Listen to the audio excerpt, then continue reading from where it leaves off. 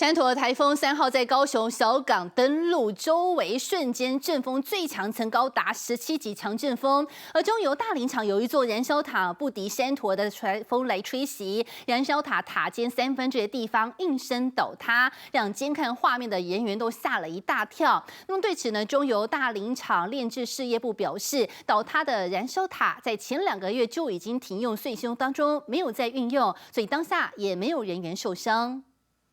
中油大林场燃烧塔塔尖的部分挡不住山陀尔台风带来的强风，应声倒塌，连监看的中油人员都吓一大跳。这个是在装修呢，无看。第3位啊，10月3号1点38分左右，31地方倒塌。